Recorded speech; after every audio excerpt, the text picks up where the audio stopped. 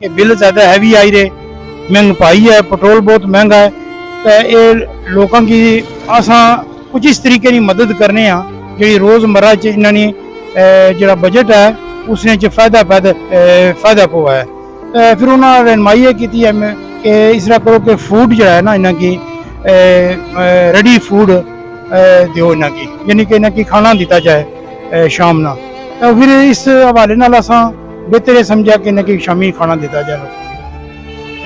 अस्सलाम वालेकुम नाज़रीन, real leagues M Sohail official page के साथ आपकी खिदमत में हाजिर हूँ। नाज़रीन इस वक्त मैं मौजूद हूँ चुंगी नंबर 3 स्याव रोड पे, और स्याव रोड पे जो है वो आज वन नेशन की तरफ से जो है वो गरीब मजदूर दिहाड़ीदार तबके में जो है वो हर रोज जो दिहाड़ीदार तबका है उनमें जो है वो खाना तकसीम किया जाएगा। और ये वन नेशन जो है इसने माह रमज़ान में भी जो है वो यहाँ पे लोगों को अफ्तारी भी करवाती रही है वन नेशन। और इसके जो रज़ाकार हैं मलक फरजान साहब और हाजी अब्दुल साहब, उनकी ज़ेर सरपरस्ती जो है वो यहाँ पे मेरे साथ मौजूद हैं सलीम साहब जी। ये जो है वो यहाँ के मामलात को देखते हैं। आज जो है वो वन नेशन ने खाने का आगाज़ किया है। इस वक्त मेरे साथ मलक फरजान साहब मौजूद हैं। आइए इनसे बात करते हैं और इनसे जानने की कोशिश करते हैं कि ये आगाज़ उन्होंने क्यों किया, इसकी क्या वजह है। आज का जो दौर है वो महंगाई और बेरोजगारी का दौर है। मजदूरदार तबका जो है वो 2 वक्त की रोटी के लिए परेशान है।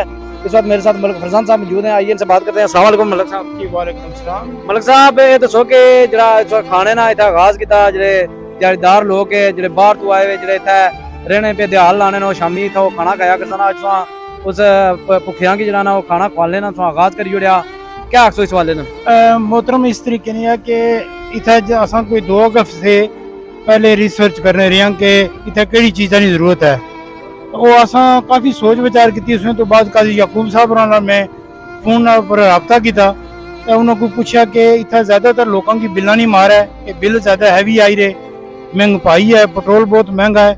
तो ये लोगों की असा कुछ इस तरीके की मदद करने जी रोज़मर्रा च इन्होंने जो बजट है उसने फायदा पवा है। तो फिर उन्होंने रहनमाई की है कि इस तरह करो कि फूड जो है ना इन्हों की रेडी फूड दो इन्हों की, यानी कि इन्हों की खाना दिता जाए शाम ना। तो फिर इस हवाले नाल असा बेहतर समझा कि इन्हों की शामी खाना दिता जाए लोगों को। मलक साहब ये दसो कि माह रमज़ान में जी वन नेशन है उत्थे अफ्तारियां भी करानी रही, तुसा ना वो तजर्बा कैसा रहा सी?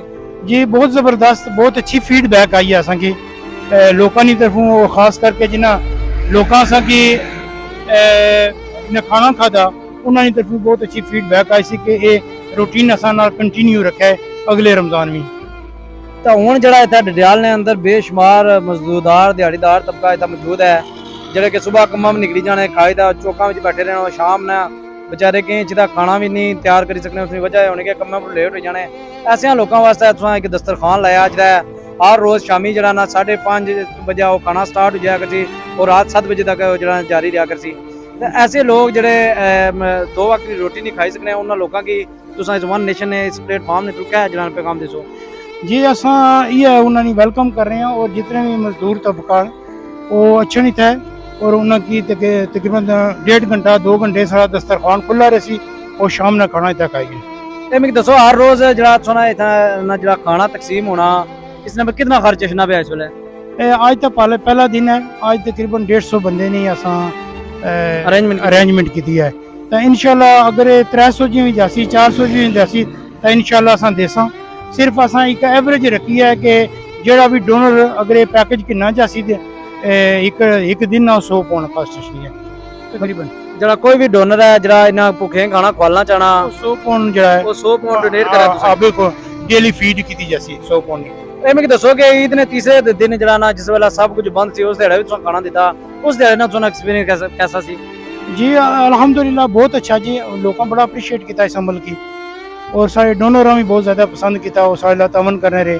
खास तौर पर असा उन्होंने लोगों का भी शुक्रिया अदा करने जो डोनर असा की पैसे देने आलमराग रोड पर, कॉलेज रोड दुकान पर और बाजरिया साढ़े लिंक वो पैसा देने असा उन्होंने लोगों का बहुत शुक्रिया अदा करने और ये तामन साढ़े ना रखसन। इंशाल्लाह साड़ी 100% डोनेशन पॉलिसी है और असा 100% अगर डिलीवर करने हैं। बिल्कुल नाज़रीन तकने तो बगे माड़े ना मलक फरजान साहब मौजूद सन जिन्होंने ये आना सी कि असा ना दस्तरखान लाने ना वाहिद मकसद है कि अज ना जो दौर है वो महंगाई ना बेरोजगारी ना दौर है, मजदूरदार तबका जो ना उसकी 2 वक्त की रोटी ना असूल जो ना मुमकिन हो गया। तो असा चाहने जो बंदा इतना खाना देसी एक दिहाड़े ना खाना उसकी डोनेशन पॉलिसी बननी तकरीबन 100 पाउंड। तो जो बंदा 100 पाउंड देसी उसकी तरफों हर रोज तक खाना खुआलसा।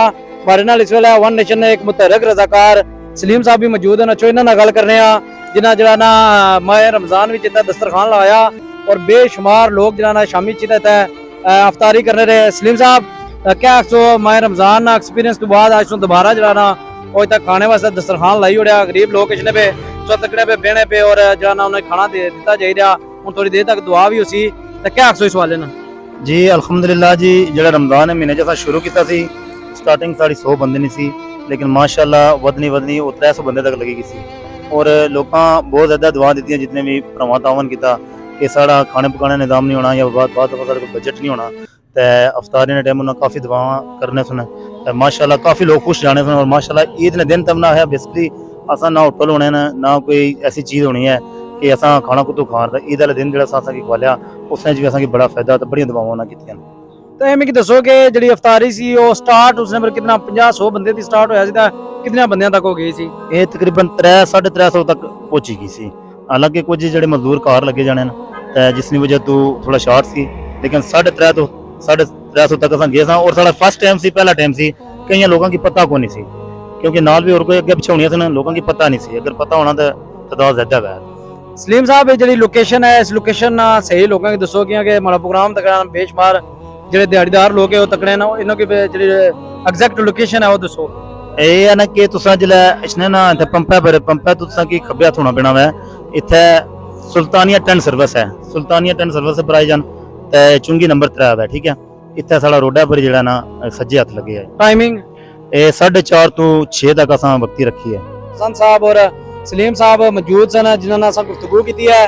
उन्होंने ये आना सी कि सारा जो दस्तरखान है ये इंशाल्लाह हुण जारी हो सारी रही। आज इसका आगाज है और डडियाल के अंदर जितना भी मजदूरदार तबका है वो शामी 4 बजे तो लेके 6 बजे तक जरा ना वो सियाग रोड चुंगी नंबर 3 ने करीब आ जाया करे।